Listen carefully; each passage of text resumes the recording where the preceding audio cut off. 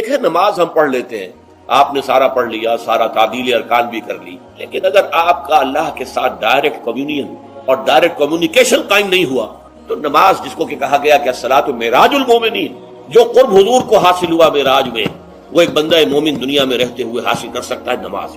اگر اس کی روح جو ہے واقعتاً ہم کا نام ہو رہی ہو، الحمدللہ رب العالمین الرحمن الرحیم مالک یوم الدین اہدنا الصراط المستقیم ایاک نعبد و ایاک، اگر ہم واقعتاً ایسے کہہ رہے ہوں کہ ہمیں احساس ہو کہ ہم اللہ کے حضور میں حاضر ہیں اور عرض کر رہے ہیں، سجدہ کریں تو حدیث میں آتا ہے کہ ایسے محسوس ہو کہ گویا کہ میں نے اپنا سر اللہ کے قدموں میں رکھ دیا، یہ ہے نماز۔ اب جو گفتگو ہو رہی ہے یہ ہم کلامی ہے، الصلاۃ معراج المومنین، اہل ایمان کے حق میں یہ نماز جو ہے یہ معراج کے درجے، لیکن یہ نماز کیسے نصیب ہوگی اگر روح سوئی ہوئی ہے، دبی ہوئی ہے، پسی ہوئی ہے، مزمحل ہے یا مردہ ہے؟ یہ نماز کیسے آتی ہے؟ چاہے آپ پانچوں وقت کی نماز پڑھ رہے ہو، چاہے آپ نے ہیبٹ بنا لیا ہو نماز کو، چاہے خوش بھی ہو گیا ہو، لیکن یہ کہ جب تک وہ روح بیدار نہ ہو، جب تک ہم کلامی نہ ہو، افلاق سے آتا ہے نالوں کا جواب آخر، اٹھتے ہیں حجاب آخر، کرتے ہیں خطاب آخر، جب تک یہ نہ ہو، جیسے کہ میں ایک حدیث قدسی انشاءاللہ آج سناؤں گا سورہ فاتحہ کے ضمن میں، کہ اللہ تعالیٰ کے سامنے جب کھڑا ہو کر انسان جب کہتا ہے انی وجہت وجہی للذی فطر السماوات والارض حنیفا، دائیں بائیں سے بالکل اپنا تعلق کاٹ کر میں نے اپنا رخ کر لیا ہے اس اللہ کی طرف جس نے آسمانوں اور زمین کو پیدا کیا۔ اب یہ توجہ وجہ تو اگر یہ تو ہے چہرہ تو ہم نے کر دیا خانہ کعبہ کی طرف، اندر سے ہماری روح متوجہ نہیں ہوئی، وہ سوئی پڑی، اسے پتہ ہی کچھ نہیں کہ کیا ہو رہا ہے، تو اس صورت میں وہ کیا ہے؟ ظاہری بات تو پوری ہو گئی، نماز کا ثواب ہو جائے گا، فرض کی ادائیگی کا ثواب مل جائے گا، لیکن وہ اصل نماز تو حاصل نہیں ہوئی۔ یہ ہے وہ بات کہ وَإِذَا سَأَلَكَ عِبَادِي عَنِّي فَإِنِّي قَرِيبٌ، اے نبی جب میرے بندوں کی روحیں بیدار ہو، توانا ہو جائیں، حیات تازہ سے وہ ہمکنار ہو جائیں، اور پھر وہ میرے بارے میں پوچھیں، وہ میرا تقرب حاصل کرنا چاہتے ہیں، آپ سے پوچھیں تو کہیے میں قریب ہوں، اجیب دعوت الداعی اذا دعان، یہ ہے وہ دعا، میں ہر پکارنے والے کی پکار، ہر دعا کرنے والے کی دعا کو سنتا ہوں، قبول کرتا ہوں، جواب دیتا ہوں جہاں کہیں بھی مجھے پکارے۔ اذا دعان، اس میں در حقیقت وہ مفہوم آ گیا ہے where and then where ever، آپ اپنے گھر میں ہو کر پکاریں اللہ کو، آپ بستر پر لیٹے ہوئے پکاریں اللہ، الذین یذکرون اللہ قیاما وقعودا وعلی جنوبہم، ہاں ٹھیک ہے، بعض مقامات بعض اوقات قبول دعا کے لیے زیادہ سازگار ہے، حرم میں جا کر دعا مانگی جائے، اور منا میں عرفات میں خاص طور پر، جبل رحمت پر خاص طور پر، ملتزم جو ہے کعبے کا اس پر خاص طور پر، وہ ایام بھی ہے خاص، لیکن یہ نہیں ہے کہ بقیہ دنوں میں آپ کے اور اللہ کے درمیان کو بڑا فاصلہ ہے۔ یہ سارا دنیا میں مشرکانہ نظاموں نے تصور پیدا کیا، اللہ تو دور ہے دور ہے دور ہے دور ہے، پاک ہے پاک ہے پاک، تم ناپاک ہو ناپاک ہو ناپاک ہو، اور تم تو بڑی پستی میں پڑے ہو، تم اللہ سے براہ راست ہم کلام نہیں ہو، کوئی درمیانی چاہیے، کوئی لنکس چاہیے، کوئی پجاری ہوگا، کوئی پروہت ہوگا، کوئی پنڈت ہوگا، کوئی پیر ہوگا، کوئی پادری ہوگا، کوئی پوپ ہوگا، اس کے ذریعے سے تم اللہ سے ہم کلام ہو، خود نہیں۔ اور جب ذریعے بیچ میں آ گئے تو ان کی مٹھی گرم کرو، ان کی چاپلوسی کرو، ان کو بھی جو ہے چادریں چڑھاؤ، ان کو نذرانے پیش کرو۔ یہ ہے بدترین ایکسپلائٹیشن جو مذہب کے ذریعے سے نوع انسانی کی ہوئی۔ یہ دو ایکسپلائٹیشن دنیا میں ہوئی ہے تاریخ انسانی میں، ایک بادشاہوں کی طرف سے خراج دو ہمیں، محنت تم کرو گے کھیت میں، آدھا حصہ ہمارے پاس آئے گا، ہم عیش کریں گے، ہم سٹینڈنگ آرمیز رکھیں گے تاکہ ذرا تم بغاوت کرو تو تمہارا سر کچل دیا جائے۔ یہ ایکسپلائٹیشن بدترین، مانگنے والا گدھا ہے، صدقہ مانگے یا خراج۔ دوسری طرف ہم بادشاہ ہیں، ہم چندر بنسی سورج بنسی خاندان ہیں، ہم راجپوت ہیں، حکومت کرنا ہمارا حق ہے۔ اور یہ پنڈت پروہت جو ہے وہ بھی کہیں گے کہ ٹھیک ہے، نصف لی و نصف لک وہذا قوم جاہلون، یہ عوام جو ہے ان کا خون چوسو، ہمیں یہ نذرانے پیش کریں، بتوں کو آ کے چڑھائیں اور تمہیں خراج دیں اور ٹیکس دیں، they are to be exploited، exploit ہو۔ اسلام نے آ کر دونوں کا خاتمہ کیا، کوئی ملوکیت نہیں۔ زکوٰۃ ہے تو غربا کے لیے، بادشاہ کے لیے نہیں ہے، یہ تو غربا کے لیے، لہذا کوئی ٹیکس نہیں۔ نمبر دو، اللہ سے ہم کلام ہونے کے لیے کسی دربان، کسی جو ہے پہرے دار کی مٹھی گرم کرنے کی ضرورت نہیں، جب چاہو ہم کلام ہو جاؤ۔ دل کے آئینے میں ہے تصویر یار، جب ذرا گردن جھکائی دیکھ لی۔ یہ تو تم ہماری طرف متوجہ نہیں ہوتے، ہم تو ہر وقت کہتے ہیں، ہر شب کو آخری لمحات جو ہے، آخری جو گھنٹے ہیں رات کے، سمائے دنیا تک ہم نزول فرما لیتے ہیں تمہارے لیے، اور پکارنے والا پکارتا ہے، حل من مستغفر فاغفر له، ہے کوئی استغفار کرنے والا کہ میں اسے بخش دوں، حل من سائل فاعطیہ، ہے کوئی مانگنے والا کہ میں اسے عطا کروں۔ تم ہی سوئے رہتے ہو، الٹا غفیر رہتے ہو، تمہیں ہماری طرف توجہ نہیں ہے۔ اگر ہماری طرف متوجہ ہو جاؤ تو جیسے کہ اقبال نے کہا کہ میرے لیے یہ دربان جو ہے پیران کلیسا کو کلیسا سے اٹھا دو، کیوں خالق و مخلوق میں حائل رہے پر، جیسے میں نے اس کو چھوا اور مجھے معلوم ہوا کہ ایک سخت خطا ہے یہاں پر ہے، یہ پرسپشن ہے میری، کانسیپشن کچھ اور ہے، تصور ذہن کے اندر نقشہ بن گیا۔ خدا کا تصور ہم قائم نہیں کر سکتے، لیکن خدا کے ساتھ ہمارا جو باطنی رشتہ ہے کہ اندر محسوس ہوتا ہے کہ ہے، جس کی مثال بھی میں نے دی تھی، بعض حضرات کے شاید علم میں نہ ہو، کہ جیسے میں اس وقت اس دیوار کو دیکھ رہا ہوں تو ایک تصور میرے ذہن میں قائم ہوا، دیوار اتنی لمبی ہے، اتنی چوڑی ہے، اتنی اونچی ہے، یہ دیوار جو ہے سفید رنگ اس پر ہوا ہے، میں نے ایک تصور قائم کر لیا۔ فرض کیجئے کہ میں اندھا ہوں، میں نہیں دیکھ سکتا، میں جاتا ہوں اور ہاتھ لگا کر دیکھتا ہوں دیوار ہے، کتنی لمبی ہے مجھے نہیں پتا، اس لیے کہ وہ کانسیپٹ تو صرف میرے اس ٹچ سے نہیں ہو گیا، یہ تو ایک یک رخا، ایک ون سائیڈڈ میرا اس وقت ایک پرسپشن ہے، لیکن ہے، یہ میں جس زور سے کہوں گا ہے، دیوار ہے، تو ذات باری تعالیٰ کے لیے بس انسان کے پاس یہ ہے کہ ہے، دور بینان بارگاہ الست جس پہ این بردان کہ ہست، بس یہ ہست ہے، باقی کیا ہے کیسا ہے یہ ویسے تو ہم بہرحال مسلمان ہونے کے ناطے اللہ کو ہم مانتے ہیں اسماء و صفات کے ساتھ، تو ہم اس کی صفات کو مانتے ہیں، لیکن تجزیہ کیجئے تو صفات کے بارے میں ہمیں کیا پتا ہے؟ اللہ دیکھتا ہے، کیسے دیکھتا ہے یہ تو نہیں پتا، کتنا دیکھتا ہے یہ بھی ہمیں نہیں پتا، یعنی اس کی بھی اصل حقیقت جو ہے دیکھنے کی وہ تو ہمیں نہیں معلوم۔ اللہ کی کوئی ایسی آنکھیں تو نہیں جس سے وہ دیکھتا ہو، ہمارا دیکھنا تو روشنی کا محتاج ہے، روشنی ہو تو ہم دیکھ سکیں گے، کیا اللہ کا دیکھنا بھی کسی شے کا محتاج ہے؟ قطعاً نہیں۔ تو ہم تصور کیجئے اللہ کا دیکھنا کیا ہے، کچھ نہیں معلوم، ہمیں یہ معلوم ہے وہ دیکھتا ہے، ہمیں یہ معلوم ہے علی کل شیء قدیر، قدرت کتنی ہے اس کی، قدرت کی شان کیا معلوم ہے؟ تو معلوم یہ ہوا کہ صفات کے بارے میں بھی تجزیہ کریں تو ہمارے ہاتھ پلے ہے کیا؟ وہ سوائے اس کے کہ ہم ایک صفت اس کی ایک مبہم کیفیت کو جانتے ہیں، وہ سمیع ہے، وہ بصیر ہے، وہ خبیر ہے، وہ قدیر ہے، وہ الحی ہے، وہ القیوم ہے، لیکن اس کی زندگی، ہمارا تو زندگی کا تصور اعلیٰ ترین زندگی تو ہمارے پاس ہے مخلوقات میں سے، اس زندگی کے ساتھ 100 طرح کی لیمیٹیشنز ہیں، 100 طرح کی مجبوریاں ہیں، لیکن یہ کہ کیا اللہ تعالیٰ کی زندگی بھی اس زندگی پر قیاس کی جا سکتی ہے؟ معاذ اللہ۔ تو معلوم یہ ہوا کہ اللہ تعالیٰ کی ذات کے بارے میں تحیر کے سوا کچھ نہیں۔ تیسرا ہے تصور جو سب سے بلند ہے، وہ محبوب حقیقی، مطلوب اصلی، لا مطلوب الا اللہ، لا مقصود الا اللہ۔ ایک چوتھا تصور ہے وہ میں بعد میں عرض کروں۔ بہرحال قل هو اللہ احد، اب یہاں لفظ احد پر آئیے، اس لفظ کو بھی نوٹ کیجئے۔ ویسے تو عام خیال یہ ہے کہ یہ وحد ان کی بدلی ہوئی شکل ہے، چنانچہ عام رائے یہ ہے کہ احد اور واحد ہم معنی ہیں۔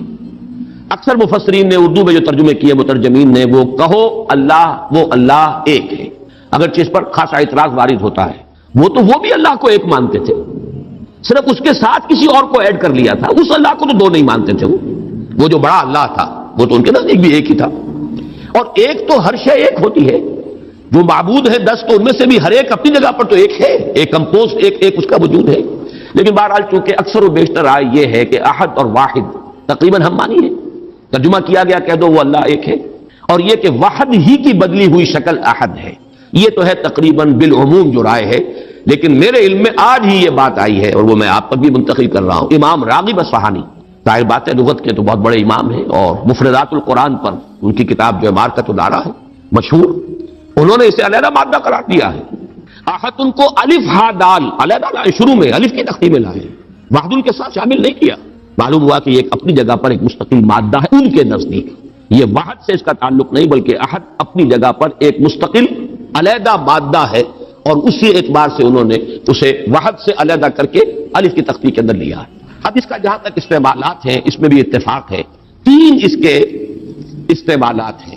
سب سے زیادہ استعمال اس لفظ کا ہوتا ہے نفی مطلق کے لیے، کمرے میں کوئی نہیں ہے، ایک بھی نہیں ہے، جب یہ کہنا ہو تو احد کا لفظ آئے گا، نافی احد، کوئی نہیں ہے، ایک بھی نہیں، اکیلا۔ اسی معنی میں قرآن مجید میں یہ لفظ بہت مرتبہ آیا ہے، خاص طور پر آپ سورہ کہف کو اگر دیکھیں گے، لا یشرک فی حکمہ احدا، اللہ اپنے حکم اور اپنے اختیار میں کسی کو نہیں شریک کرتا، کسی ایک کو بھی نہیں کرتا، یعنی یہ نفی میں مبالغے کے لیے یہ لفظ استعمال ہوتا ہے، اور سورت ختم بھی ہوئی ہے فمن کان یرجو لقاء ربہ فلیعمل عملا صالحا ولا یشرک بعبادۃ ربہ احدا۔ احد کا اکثر و بیشتر استعمال عربی زبان میں نفی مطلق، کوئی نہیں، کوئی بھی نہیں، ایک بھی نہیں، جب اس کو کہنا ہو تو لفظ احد سے کا سہارا لیا جاتا ہے، یا پھر یہ لفظ آتا ہے مضاف یا مضاف الیہ ہو کر، جیسے عشرات کے ساتھ آئے گا احد عشر کوكبا، یا احد و عشرون جمع کر کے یہ گنتی کے ساتھ یہ مضاف ہو رہا ہے، اور یا یہ کہ جیسے کہ مضاف الیہ ہوتا ہے فاما احدکما فیسقی ربہ خمرا، حضرت یوسف علیہ السلام نے فرمایا تھا ان 2 نوجوان جو داخل ہوئے تھے جیل میں ان کے ساتھ، انہوں نے اپنے اپنے خواب بیان کیے، تم دو میں سے ایک، احدکم، جیسے کہ حدیث میں آتا ہے لا یؤمن احدکم حتی یحب لنفسہ حتی یحب یحب لاخیہ ما یحب لنفسہ، یا لا یؤمن احدکم حتی یکون ہواہ تبعا لما جئت بہ، یا یہ کہ لا یؤمن احدکم حتی اکون احب الیہ من والدہ وولدہ والناس اجمعین۔ اب یہ تین احادیث آ گئی زبان پر، تو احدکم یہ گویا کہ مضاف ہو کر آ رہا ہے، اس طریقے سے یہ لفظ مضاف ہو کر یا مضاف الیہ ہو کر استعمال ہوتا ہے۔ صرف قرآن مجید میں یہ لفظ ذات باری تعالیٰ کے لیے علیحدہ سے مستقل ایک صفت کے طور پر آیا ہے، قل هو اللہ احد۔ یہ ایک خاص بات ہے، اس کو نوٹ کر لیجئے، یہ اس لفظ کا یہ استعمال اس اعتبار سے، صفت کے اعتبار سے کسی اور کے لیے غیر اللہ کے لیے ہے ہی نہیں۔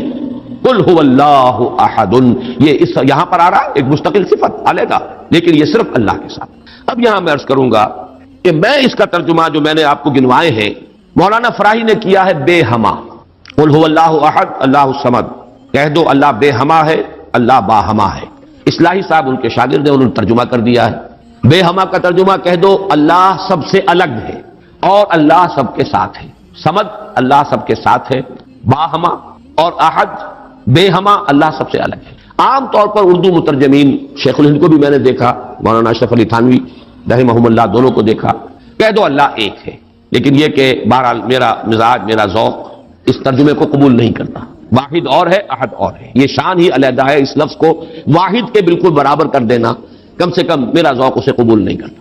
ویسے قرآن میں وہ لفظ بھی آیا اللہ کے لیے، الواحد القہار، للہ الواحد القہار، واحد ہے، الواحد ہے، لیکن احد یہ شے ہی اور ہے۔ بہت قریب گئے ہیں مولانا مودودی، وہ لفظ لائے ہیں کہہ دو اللہ یکتا ہے۔ یکتا کا لفظ میرے نزدیک بہت قریب کی تعبیر ہے، لیکن میں اس کو ایک خاص، میرا چونکہ اپنی ایک رائے ہے اس کے اعتبار سے اس کا میں ترجمہ کر رہا ہوں، کہہ دو اللہ اکیلا ہے۔ اکیلا وہ ہے جس کے ساتھ کوئی نہیں۔ اکیلا کس اعتبار سے؟ یہ ہے اصل میں وہ نقطہ۔ اللہ ایک تو اس اعتبار سے اکیلا ہے کہ وہ صرف ایک اکیلا واحد معبود ہے اور کوئی معبود اس کے ساتھ نہیں۔ سورہ کافرون کے ساتھ جب آپ جوڑیں گے تو یہ تصور نمایاں ہو کر سامنے آئے گا۔ میرا اللہ وہ اللہ ہے جو اکیلا ہے، اس کے ساتھ کوئی اور الہ نہیں ہے۔ لا الہ الا اللہ، اللہ کے سوا کوئی معبود نہیں۔ یہ در حقیقت مفہوم بنا قل هو اللہ احد۔ بات وہی ہے جو لا الہ الا اللہ میں کہی گئی ہے، لیکن یہ کہ یہاں پہ اسلوب بدل گیا، قل هو اللہ احد، وہ اکیلا ہے، کوئی اس کے ساتھ نہیں۔ لیکن اسی کا ایک انتہائی بلند مقام ہے۔ مقام وہ خطرناک ہے، عام لوگوں کی ذہن سے ذرا بلند تر، اسی لیے عوام اس کے بارے میں مغالطوں میں مبتلا ہوتے ہیں۔ اور آج کل کا ہمارا ایک بہت بڑا طبقہ کیونکہ زیر اثر ہے کچھ ایسے مفکرین کے کہ جن کا ذوق وہ نہیں تھا جو اس سطح کا ہو جو میں ابھی عرض کر رہا ہوں، لہذا وہ اسے شرک سے بھی تعبیر کر بیٹھتے ہیں، اور وہ ہے توحید وجودی۔ وہ اکیلا ہے، اکیلا ایمانی، یہ وجود حقیقی صرف اس کا۔ یہ توحید وجودی جس کو میں تفصیل سے بیان کر چکا ہوں سورہ حدید میں، هو الاول والآخر والظاہر والباطن، وہی پہلا، وہی آخر، وہی ظاہر، وہی باطن، وہی وہ، اور کوئی ہے ہی نہیں۔ جو نظر آ رہے ہیں حقیقت میں نہیں ہے۔ کل ما فی الکون وہم او خیال اور عکوس فی المرایا او ظلال، کل جو کچھ نظر آتا ہے موجودات میں یہ وہم ہے یا خیال ہے، یا جیسے شیشے میں عکس نظر آتا ہے، آپ ادھر کھڑے ہیں ادھر بھی نظر آ رہے ہیں، وہاں تو کوئی نہیں ہے، ادھر ہی ادھر ہے جو ہے، وہ جو کوئی نہیں ہے وہاں نظر تو آ رہا ہے۔ اور عکوس فی المرایا او ظلال، یا سایہ ہے، درخت کی شاخ اوپر ہے، سایہ نیچے پڑ رہا ہے، سایہ کا کوئی وجود نہیں، لیکن نظر تو آ رہا ہے۔ جس کو کہ حضرت مجدد الفسانی نے فرمایا کہ ای اصل خدا بندی است کہ معدوم را موجود می نمائند، یہ معدوم ہے کائنات، حقیقت میں موجود نہیں ہے، لیکن اس کو اللہ تعالیٰ نے موجود کر کے دکھا دیا ہے، نظر آ رہا ہے۔ یا جیسے وہ آتشی دائرے کی مثال میں نے دی ہے بارہا، یہ حضرت مجدد کی دی ہوئی مثال ہے کہ اگر آپ ایک قندیل لے لیں، لکڑی ہے ایک لمبی، اس کے ایک سرے کے اوپر آپ نے کپڑا باندھا، تیل ڈال دیا، مٹی کا آگ لگا دی، یہ شعلہ جوالا ہے، اب اس لکڑی کو تیزی کے ساتھ دائرے میں حرکت دیجئے، دیکھنے والوں کو آتشی دائرہ نظر آئے گا، جبکہ آتشی دائرے کا کوئی وجود نہیں۔ وجود آپ کو معلوم ہے صرف اس ایک نقطے کا ہے، وہ ایک شعلہ جوالا ہے حقیقی۔ یہ دائرہ جو نظر آ رہا ہے، نظر آ رہا ہے، ہر چند کہے کہ ہے، نہیں ہے، اس کا وجود کوئی نہیں، نظر تو آ رہا۔ تو اپیئرنس اینڈ ریئلٹی یہ بڑی مارکت الارا کتاب ہے فلسفے کی۔ یہ در حقیقت جو کچھ نظر آ رہا ہے یہ ایک سراب ہے، حقیقت یہ نہیں ہے۔ حقیقی وجود صرف اللہ، اس کو میں یعنی وجود کے اعتبار سے توحید وجودی، یعنی میں نے جو ابھی گنوایا تھا، لا معبود الا اللہ، لا مطلوب الا اللہ، لا مقصود الا اللہ، لا محبوب الا اللہ، لا موجود الا اللہ، یہ وہ توحید وجودی ہے. شاہ ولی اللہ دہلوی رحمۃ اللہ علیہ فرماتے ہیں کہ یہ ہے توحید کی بلند ترین منزل، اور یہاں آ کر وحدت الوجود اور وحدت الشہود ایک ہو جاتے ہیں، ان میں کوئی فرق نہیں، تعبیر کا فرق. کیونکہ میری یہ رائے ہے، لیکن یہ فلسفے کا مسئلہ ہے، میں اس کو بیان نہیں کرنا چاہتا. قرآن مجید میں یہ مسئلہ یا سورہ حدید کی اس آیت میں آیا ہے، قرآن سے باہر سے بات نہیں کر رہا ہوں. لیکن یہ کہ ہر شخص کے ذوق کی چیز نہیں ہے، ہر شخص کا یہ نہ مزاج ہے، نہ ذوق ہے، نہ اس میں استعداد ہے، نہ صلاحیت ہے کہ ان مسائل پر غور کرے.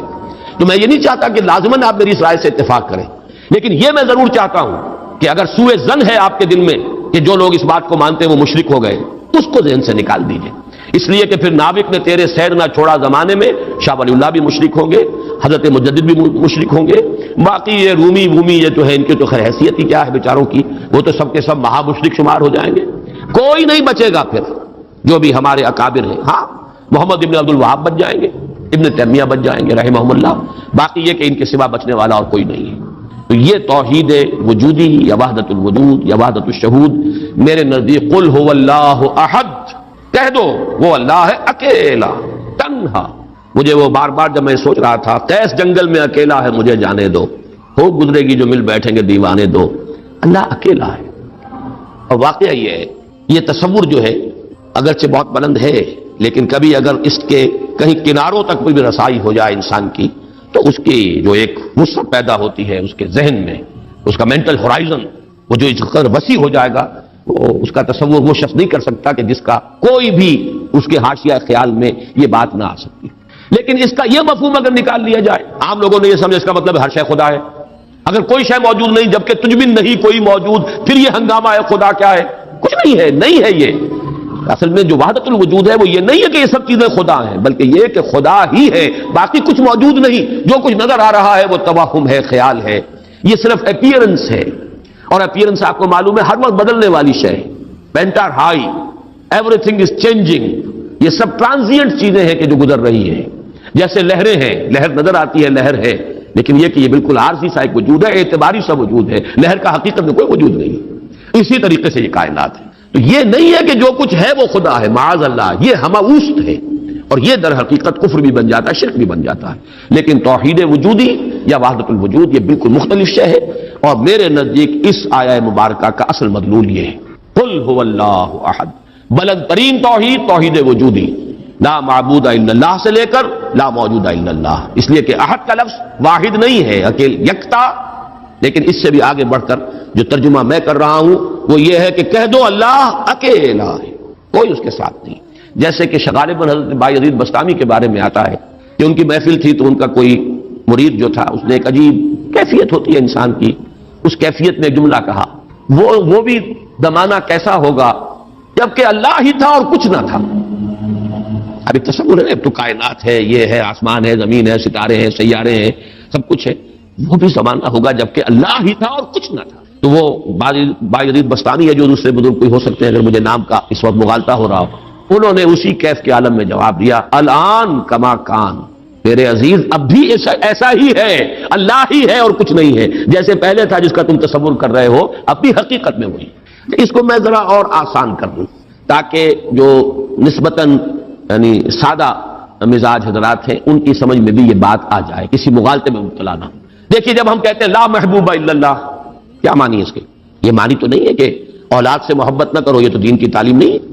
معنی کیا ہے؟ ساری محبتوں سے بالا تر محبوب حقیقی صرف اللہ ہو جائے. لا محبوب الا اللہ کا مطلب یہ ہے، یہ نہیں کہ آپ کاٹ دیجیے محبت ہر ایک کی. اولاد سے محبت کرو، شوہر بیوی سے محبت کرے، بیوی شوہر سے محبت کرے، وطن سے محبت کرو، بلکہ اتنی خوشخبریاں ہیں وجبت محبتی للمتحابین فیہ، میری محبت واجب ہو گئی ان کے لیے جو میرے لیے ایک دوسرے سے محبت کرے. ایک مسلمان سے محبت کرتا ہے، ایک مومن سے محبت کرتا ہے، ایک مجاہد دوسرے مجاہد سے محبت کرتا ہے. یہ محبت تو مطلوب ہے. لا محبوب الا اللہ کا مطلب یہ نہیں ہے کہ ساری محبتوں کی نفی ہو گئی. اسی طرح جب ہم کہتے ہیں لا موجود الا اللہ، اس کا مطلب یہ نہیں کہ تمام موجودات کی نفی ہو گئی، بلکہ یہ کہ وجود حقیقی صرف اللہ کا ہے. یہ اعتباری وجود ہے جن کی کوئی حقیقت نہیں ہے. یہ دائمی وجود، مستقل وجود، وہ وجود جو از خود ہے، باخود ہے، خود بخود ہے، جسے کسی نے وجود نہیں عطا کیا، جس کا وجود ایسا نہیں ہے کہ کبھی شروع ہوا ہو کبھی ختم ہو جائے، وہ وجود حقیقی صرف اللہ ہے. اب اس میں تو کوئی اشکال نہیں رہے گا. اس معنی میں اگر کہا جائے لا موجود الا اللہ تو ہر شخص کہے گا. اس کی ایک اور مثال میں آپ کو دے دوں. دعا استخارہ میں حضور فرماتے ہیں فَإِنَّكَ تَعْلَمُ وَلَا أَعْلَمُ وَتَقْدِرُ وَلَا أَقْدِرُ، اے اللہ میں تجھی سے استخارہ کر رہا ہوں، انی استخیرک بعلمک واستقدرک بقدرتک واسألک من فضلک العظیم فإنک تقدر ولا اقدر وتعلم ولا اعلم، تو جانتا ہے میں نہیں جانتا، تو قدرت رکھتا ہے مجھے کوئی قدرت حاصل نہیں، تو کیا کوئی قدرت حاصل نہیں تھی؟ کیا کچھ علم حاصل نہیں تھا حضور؟ یہ بمقابلہ علم خداوندی، بمقابلہ قدرت خداوندی کل موجودات کی قدرت اور ان کی نفی مطلق ہو جائے گی، کوئی علم نہیں۔ یہی بات یہاں کہہ دیجیے، کوئی وجود نہیں ہے، وجود حقیقی صرف اللہ۔ بہرحال یہ تمام تصورات ان کی تعبیرات ہیں، تعبیرات میں ذرا سخت سے سخت تر مقامات بھی آ جاتے ہیں، مشکل سے مشکل تر مقامات بھی آ جاتے ہیں، میں اس کی تفصیل میں اس وقت نہیں جا رہا، لیکن میرے نزدیک اس سورہ مبارکہ کی پہلی آیت اس عظیم ترین سطح پر توحید کو بیان کر رہی ہے، اور یہ جیسا کہ میں نے عرض کیا تھا جب تک یہ بات سامنے نہ آئے، چار اعتبارات سے کس طریقے سے توحید کے بیان کو اس صورت نے سمو لیا اپنے اندر اور جمع کر لیا ہے، تبھی اس کی وہ عظمت ہے کہ ثلث قرآن کے مساوی یہ صورت ہے، تبھی اس سے صحابہ کی وہ محبت کا راز جو ہے وہ کھلتا ہے کہ کیوں ہے، ایسے ہی نہیں ہے۔ قل هو اللہ احد، کہہ دو وہ اللہ ہے، میرا معبود جسے میں پوچھتا ہوں وہ اللہ ہے، لیکن وہ اللہ نہیں جسے تم پکار رہے ہو، وہ اللہ جو اکیلا ہے، تنہا ہے۔ اللہ الصمد، جیسا کہ میں عرض کر چکا ہوں صمد کا لفظ قرآن مجید میں ایک ہی مرتبہ آیا، اور اس کے مفہوم کو بھی دو معنی سے بیان کیا گیا ہے۔ ایک تو چونکہ ایک مرفوع روایت بھی امام راضی لے کر آئے ہیں، روی عن ابن عباس رضی اللہ تعالی عنہما، کہ حضور سے پوچھا گیا اللہ کا صمد ہونا کیا معنی ہے اس کے، تو آپ نے فرمایا هو السید الذی یصمد الیہ فی الحوائج، اصل میں یہ صمد جو ہے عربی زبان میں یہ ہوتا تھا کسی چٹان، مضبوط چٹان کی طرف جس کو پشت پر رکھ لیا جائے تو دشمن سے مقابلے میں انسان کو سہولت ہوتی ہے۔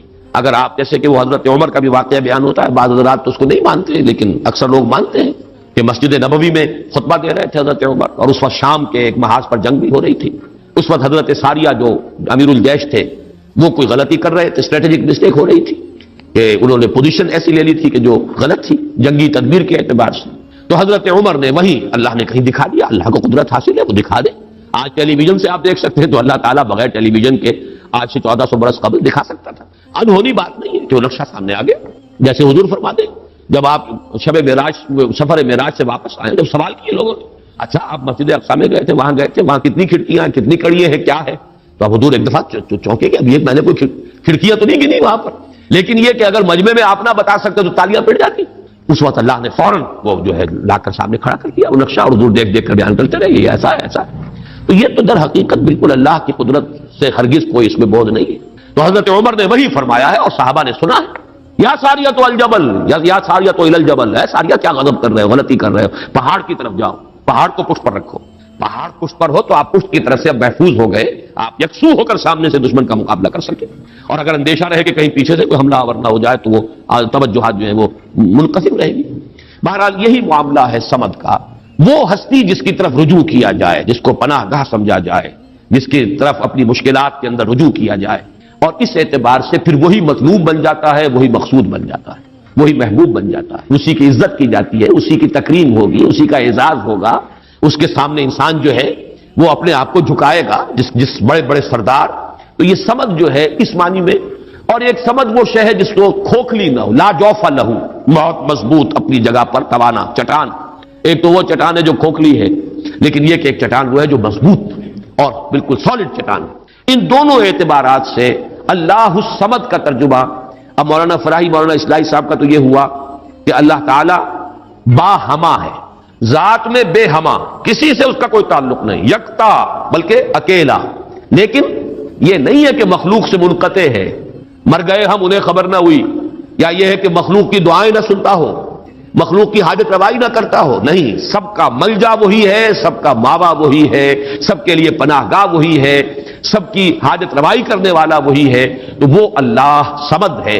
یہ دو احد اور صمد جو ہے اس نے جڑ کر اصل میں اسی طریقے سے تصور کو مکمل کیا ہے، جیسا کہ آیت الکرسی میں اللہ لا الہ الا ہو الحی القیوم، الحی اور القیوم، الحی از خود زندہ، زندہ جاوید، اور قیوم باقی پوری کائنات کو تھامے ہوئے، سنبھالے ہوئے، پوری موجودات کا یہ سارا سلسلہ یہ محتاج ہے اللہ کا۔ اس کی میں نے پہلے بیان کی ہے، بہترین تمثیل وہ ہے جو مولانا مناظر حسن گیلانی رحمۃ اللہ علیہ نے دی ہے، ربط الحادث بالقدیم کی مثال، اللہ کی ذات اور اس کائنات کے درمیان ربط اور تعلق کیا ہے، انہوں نے مثال دی ہے کہ آپ اپنے ذہن میں نقشہ قائم کیجئے، تاج محل کا نقشہ، جس نے تاج محل دیکھا ہو، چلیے آپ نے مینار پاکستان دیکھا، مینار پاکستان کا تصور کیجئے، ذہن میں نقشہ قائم کیجئے۔ یہ ذہن میں جو نقشہ قائم ہوا ہے، آپ اس کے اوپر بھی ہیں، باہر بھی ہیں، اندر بھی ہیں، پیچھے بھی ہیں، نیچے بھی ہیں، آپ ہی آپ ہیں، وہ تو اس کا وجود ہی کوئی نہیں، لیکن ہے ذہن کے اندر ایک تصور قائم ہے اس وقت، اور یہ تصور اسی وقت تک قائم رہے گا جب تک کہ آپ کے ذہن کا ارتکاز ہے، توجہ اس پر ہے، توجہ ہٹی نہیں کہ اس کا کوئی وجود ہے ہی نہیں، وجود ختم۔ بالکل یہی معاملہ اس کائنات کا، یہ سارا سلسلہ اس کا قیوم اللہ ہے، تھامے ہوئے ہیں، اسی کی توجہ، اسی کی عنایت، اسی کی ربوبیت، اسی کی خبرگیری، اسی کی تدبیر، یہ سب اس کو تھامے ہوئے۔ تو اپنی ذات میں الحی، کائنات کے لیے القیوم، اسی طرح اپنی ذات میں الاحد، اکیلا، تنہا، بے ہمہ، اور پوری کائنات اور جملہ موجودات کے لیے الصمد، اسی کی طرف رجوع، اسی کی طرف توجہ، وہی مطلوب، وہی مقصود، وہی محبوب، وہی حاجت روا، وہی مشکل کشا۔ اس اعتبار سے اس میں توحید عملیہ، اسی سے مانگو، اسی سے پناہ طلب کرو، اسی کی طرف توجہ کرو، انی وجہت وجہی للذی فطر السماوات والارض، اسی سے لو لگاؤ، اسی سے حاجت روائی کے لیے سوال کرو، اسی کے سامنے مشکلات پیش کرو، یہ تب جو ہے پھر اسی کی عبادت کرو، اسی کی اطاعت کرو، اسی کی بندگی کرو، اسی کی توقیر کرو، اسی کی تعظیم کرو۔ یہ تمام چیزیں کہ جو عمل میں آ جائیں گی وہ توحید وجودی، یہ توحید عملی۔ قل هو اللہ احد اللہ الصمد۔ تیسری آیت میں ہے توحید ذاتی، لم یلد ولم یولد۔ میں شرک کے مختلف اقسام کے ضمن میں جو 6 کیسٹ ہیں، اللہ کا شکر ہے بہت دنیا میں عام ہوئے ہیں، اس میں یہ تقسیم بیان کر چکا ہوں۔ شرک فی الذات، شرک فی الصفات، اور شرک فی العمل یا شرک فی الحقوق، یہ 3 شرک ہیں۔ شرک فی العبادت، یہ تیسری جو نوعیت ہے، اس کے لیے شرک فی الحقوق بھی کہا جا سکتا ہے، اسی کا حق ہے کہ اس کی عبادت کی جائے، اور اسی کو شرک عملی بھی کہہ سکتے ہیں۔ بہرحال شرک عملی کی جڑ کاٹ دی اللہ الصمد۔ پہلا جو توحید کا درجہ ہے وہ بہت بلند ہے، بہت اونچا ہے، یہ حکما اور فلاسفہ کی بھی چوٹی کے لوگ، جہاں حکمت اور تصوف دونوں چیزیں جا کر جڑ جاتی ہیں، وہ ایک مقام ہے۔ خالص فلسفہ بھی انسان کو کہیں نہیں لے کے جاتا، اور عقل اور فکر کی بلندی نہ ہو تو تصوف بھی محض نفسیاتی ریاضتیں بن کر رہ جاتی ہیں، سائیکولوجیکل ایکسرسائز کے سوا کچھ نہیں رہتا۔ اصل تصوف جس کا میں قائل ہوں وہ ہے کہ جو فکر اور فلسفے کی بھی انتہا ہو، اور پھر اس کے ساتھ یہ جو اللہ کے ساتھ انسان کا قلبی، ذہن اور قلب دونوں کے اتحاد کے ساتھ اللہ کے ساتھ ایک رابطہ۔ بہرحال تو یہاں جو تیسرا شرک ہے، اور جو ہمارے اس شرک کے بیان میں آتا ہے نمبر 1 پر، بدترین شرک، شرک فی الذات۔ اس کی بدترین صورت، فلسفیانہ صورت تو وہ ہے ہماوست، اللہ ہی نے اس کائنات کا روپ دھار لیا ہے۔ برف تھا پگھل کر پانی بن گیا، اللہ تھا اس نے ہی اس کائنات کا روپ دھار لیا۔ اب اللہ کہاں ہے؟ یہی کائنات اللہ ہے۔ اللہ پانی تھا، وہی تو بھاپ بن گیا، اب پانی کہاں ہے؟ یہ بھاپ ہی تو پانی ہے۔ ایک یہ شکل ہے، یہ بدترین صورت ہے شرک فی الذات کی، یہ ہے وہ ہماوست، یہ جس میں کہ ہر شے خدا بن گئی، اس لیے کہ خدا ہی نے در حقیقت یہ صورت اختیار کر لی۔ یا پھر مذہبی میدان میں یہ شرک آیا ہے اللہ کے لیے بیٹا بیٹی۔ بیٹا بیٹی، ایک تو یہ سمجھے اولاد جو ہے وہ جز ہوتا ہے۔ اولاد کیا ہے؟ باپ کا ایک نطفہ ہے، اسی نے ڈیولپ ہو کر ایک شکل اختیار کی ہے نا، اور پھر وہ کفو ہوتا ہے برابر کا۔ سید باپ ہے تو بیٹا بھی تو سید ہی ہوا تھا، مغل باپ ہے تو بیٹا بھی مغل ہے، اسی طریقے سے گھوڑا ہے تو بیٹا بھی گھوڑا ہی ہے۔ وہ تو جنس جو ہے اس میں کفو جس کو کہتے ہیں ہم، برابری کا معاملہ یہ ہے اولاد کے اندر، اس سے زیادہ برابری کا اور کوئی تصور نہیں ہے۔ اس پہلو سے لم یلد ولم یولد نے جڑ کاٹی ہے ان تصورات کی کہ حضرت مسیح کو خدا کا بیٹا بنا دیا گیا، کسی نے حضرت عزیر کو خدا کا بیٹا بنا دیا، ملائکہ کو اہل عرب جو ہے خدا کی بیٹیاں قرار دے رہے ہیں۔ یہ بیٹا بیٹی کا تصور، جیسے قرآن کہتا ہے کیسے ہو جائے گی اس کی اولاد جب کہ اس کی کوئی جوڑی نہیں، ولم تکن لہ صاحبہ، کوئی تصور نہیں۔ اور عیسائیوں میں تو خیر ایک طبقہ وہاں تک بھی گیا ہے کہ حضرت مسیح کی والدہ حضرت مریم کو بھی الوہیت میں شامل کیا ہے۔ اولین تثلیث تو یہی تھی کہ اللہ اور حضرت مریم اور حضرت عیسیٰ، بعد میں یہ کہ حضرت مریم کو نکال کر اور روح القدس کو شامل کیا گیا، God is father, God is son and the holy ghost یا ہولی اسپرٹ۔ یہ تثلیث ہے جو عام طور پر اب چلتی ہے، لیکن پہلے تو تثلیث کے اندر جیسے کہ قرآن مجید میں بھی ہے، حضرت مریم کو بھی انہوں نے شامل کیا تھا۔ اس اعتبار سے نوٹ کیجئے کہ لم یلد ولم یولد یہ در حقیقت توحید ذات، نہ اس نے کسی کو جنا نہ وہ جنا گیا، نہ کوئی اس کے والدین، نہ کوئی اس کی جورو، نہ کوئی اس کی اولاد۔ اس اعتبار سے وہ یکتا، تنہا، اکیلا، یونیک، انگریزی کا لفظ یونیک جو ہے وہ میں سمجھتا ہوں کہ شاید سب سے زیادہ قریب ترین تعبیر کرے گا، ایک یونیک ایگزسٹنس ہے جس کو کسی پر قیاس نہیں کیا جا سکتا. لا مثل لہ ولا مثال لہ ولا مثیل لہ، اس کے لیے کوئی مثال نہیں. لیس کمثلہ شیء وہو السمیع البصیر، اس کے مثال جیسی بھی کوئی شے نہیں ہے. یعنی یہ اب اس سے زیادہ ہماری زبان ہے، عربی زبان بھی تو آخر انسانوں کی زبان تھی، اس میں کسی ایک ایبسولوٹ اور مطلق تصور کو پیش کرنے کی جو لمیٹیشن ہے وہ نہیں. لیسا کمثلہ شیء، اب یہ اس سے زیادہ جو ہے نفی کرنا مثلیت کی وہ ممکن نہیں. اور جیسا کہ میں نے اپنی تقریروں میں بیان کیا ہے، اس شرک پر اللہ کا غضب سب سے زیادہ بھڑکتا ہے، اس لیے کہ تو ذات میں شریک کر دیا آپ نے اللہ کی. کیونکہ یہ فلسفیانہ ہماؤس وغیرہ عرب میں وہاں موجود نہیں تھے، یہ ہندوستان کی بیماریاں تھیں، لہذا قرآن مجید میں اس کا ذکر اس انداز میں نہیں ہے. البتہ شرک فی ذات کی ایک شکل کے جو وہاں موجود تھی وہ بیٹا بیٹی کا تصور، اور شرک فی ذات ہی کی دوسری شکل جو ہندوستان میں یا اور دوسری جگہوں کے فلسفیانہ مذاہب میں ہے وہ ہماؤس کہ خدا ہی نے در حقیقت یہ روپ، وہ انکارنیشن کہیں یا یہ کہ یہ حلول و اتحاد یا محالس، یہ سارے تصورات جو ہیں یہ فلسفیانہ ہیں. لم یلد ولم یولد ولم یکن لہ کفوا احد، اور نہیں ہے کوئی بھی اس کا کفو. کفو کاف فے اور واو، اور کاف فے اور حمزہ، پھر یہ وہ ہے جو الف واو اور یہ جو ہے بدل جاتے ہیں، یہ ایک ہی مادہ ہے، اسی سے مکافات ہے بدلہ، جیسا دناہم کما دانو مکافات. کف جو ہے کہتے ہیں ہم سر، اس کے لیے ہمارے ہاں جب علماء تقریریں کرتے ہیں تو جو ان کے خطبات ہوتے ہیں، لا ضد لہ ولا ند لہ، ضد اور ند یہ در حقیقت جو بھی ہمسر ہوگا وہ تو مقابلے میں آئے گا، وہ تو چیلنج کرے گا کہیں نہ کہیں. تو ضد بھی کہتے ہیں کسی کا حریف، ند مخالف. اور یہ لفظ حضور صلی اللہ علیہ وسلم نے استعمال فرمایا تھا جبکہ کسی صحابی کی زبان سے الفاظ نکل گئے، ما شاء اللہ و ما شئت، جو اللہ چاہے اور جو آپ چاہیں. حالانکہ اس میں ظاہر بات ہے کہ ان کی نیت میں کہیں بھی وہ بات نہیں ہو سکتی تھی کہ برابر کر رہے ہوں حضور کی مشیت کو اللہ کی مشیت کے ساتھ، لیکن یہ کہ چونکہ لفظ میں اشتباہ تھا، لفظ میں برابری سی ہو گئی ہے، ما شاء اللہ و ما شئت، تو آپ نے فرمایا فوراً ٹوک دیا، اجعلتنی للہ ندا، کیا تم نے مجھے اللہ کا مد مقابل بنا دیا؟ مشیت تو ایک ہی ہے، اسی کی مشیت چلتی ہے، کتنا ہی چاہے انسان. انک لا تہدی من احببت ولکن اللہ یہدی من یشاء، آپ کتنا ہی چاہیں کسی کو ہدایت دینا آپ کے اختیار میں نہیں ہے کہ جسے چاہیں ہدایت دے دیں، یہ تو اللہ کی مشیت ہے، اس کا اختیار ہے. تو کفر جو ہے، اب یہ کفر جو ہے یہ توہین صفات ہے، برابر ہوتا ہے انسان صفت میں. اب جیسے میں نے عرض کیا تھا نا، اور یہ تقریریں میں نے تفصیل سے کی ہوئی ہے، ہماری مجبوری ہے، ہماری زبان میں الفاظ مشترک ہیں، صفات کے لیے وہی لفظ اللہ کے لیے استعمال ہوگا، وہی لفظ بندوں کے لیے استعمال ہوگا. اللہ بھی علیم ہے، انسان بھی علیم ہوتے، بلکہ علامہ بھی ہوتے. علامہ بہت بڑی شے ہے. حالانکہ واقعہ یہ ہے کہ علم اللہ کے لیے، علم بندے کے لیے، لفظ ایک ہے، زمین و آسمان کا فرق ہے مضمون میں. وہ علم ذاتی ہے، وہ علم مطلق ہے بلا نہایت، اس کی کوئی حدود نہیں ہے. وہ علم قدیم ہے، ہمیشہ سے تھا، حادث نہیں ہے. اور ہمارا علم، ہمارے سے مراد ہمارا ہو، انبیاء کا ہو، اولیاء کا ہو، کسی کا ہو، بڑے سے بڑے سائنسدان کا ہو، بڑے سے بڑے ولی کا ہو، فرشتوں کا ہو، انبیاء کا ہو، کسی کا ہو، وہ علم یقیناً حادث ہے، قدیم نہیں. وہ یقیناً عطائی ہے، ذاتی نہیں. وہ محدود ہے، لامحدود نہیں. یہ تین جب شرطیں عائد کی جائیں گی اور یہ تینوں مستحضر ہوں تب اس شرک فی صفات سے انسان بچتا ہے اور کفر بنا دینے سے انسان بچ سکتا ہے، ورنہ الفاظ میں اشتراک ہو جائے گا. اور یہی اشتراک ہے موجود میں، ہم بھی موجود، اللہ بھی موجود. ہم کہاں کے موجود؟ اس کا وجود ذاتی، اس کا وجود حقیقی، اس کا وجود مطلق، اس کا وجود قدیم، اس کا وجود قائم و دائم، ہمیشہ ہمیشہ رہنے والا. وہ کوئی عطائی وجود نہیں ہے کہ کسی اور نے وجود دیا ہو. ہمارا وجود مستعار، دیا ہوا، عطا کردہ. لائی حیات آئے، قضا لے چلی چلے، اپنی خوشی سے آئے نہ اپنی خوشی چلے. ہمارا وجود محدود، ہمارا وجود عطائی، ہمارا وجود حادث. نہیں تھے، ہو گئے ہیں، پھر وقت آئے گا نہیں رہیں گے. تو وجود کا لفظ مشترک ہے، اللہ بھی موجود اور ہم بھی موجود. وہ وجود مطلق، اور یہ جو ہے ممکن الوجود، یہ ممکنات ہے، یہ اعتباری وجود ہے، اس کے سوا کچھ نہیں. تو کسی بھی اعتبار سے اللہ کے ہم سر ہم پلہ ضد اور ند کسی